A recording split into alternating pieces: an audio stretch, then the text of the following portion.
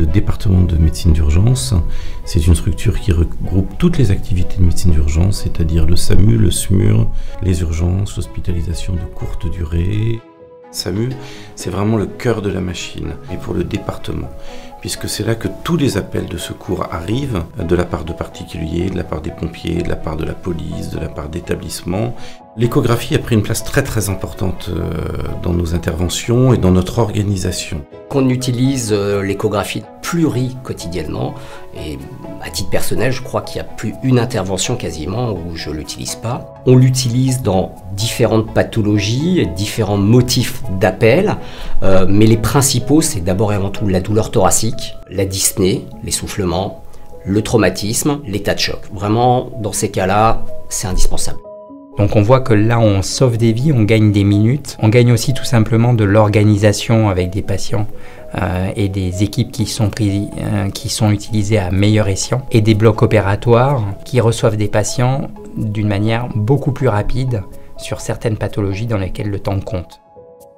On avait fait une étude dans le service et on avait montré que dans environ 1 cas sur 4, l'échographie nous avait complètement changé, soit le diagnostic, soit l'orientation. Et ça, c'est une chose qui est fondamentale pour nous qui faisons du préhospitalier, du SMUR, c'est de changer parfois la destination, c'est aller à l'hôpital de secteur, l'hôpital de proximité, mais parfois de choisir d'aller beaucoup plus loin, mais dans un hôpital qui est équipé pour la prise en charge du patient.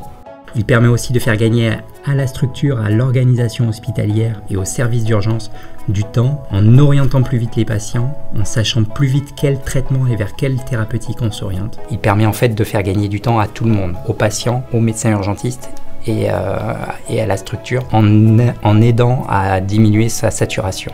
Donc il nous faut des petits échographes fiables, robustes, faciles d'utilisation, faciles à allumer, qui ont des images de bonne qualité et avec peu de touches. Les échographies ciblées en préhospitalier doivent durer moins de 5 minutes dans leur acquisition, dans l'idéal. Parfois, elles durent même à peine 30 secondes lorsqu'il s'agit d'examens répétés. Pour autant, on n'est pas des radiologues, on a besoin d'avoir une bonne qualité d'image pour pouvoir avoir une bonne certitude diagnostique quand on réalise cette échographie. Quand on arrive à destination, de pouvoir aussi montrer les images qu'on a faites au cardiologue, au réanimateur, au collègue qui va recevoir le patient pour continuer à la fois à se former.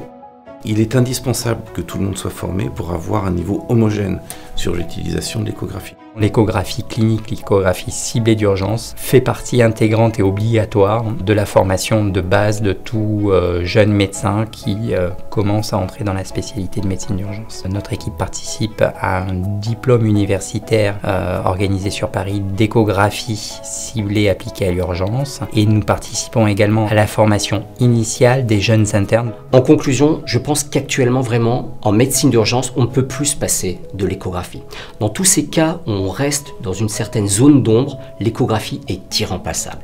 Je suis convaincu que dans les années à venir, il n'y aura pas de médecine d'urgence sans échographie d'urgence. C'est vraiment l'avenir et pour moi, il n'y a plus de doute là-dessus.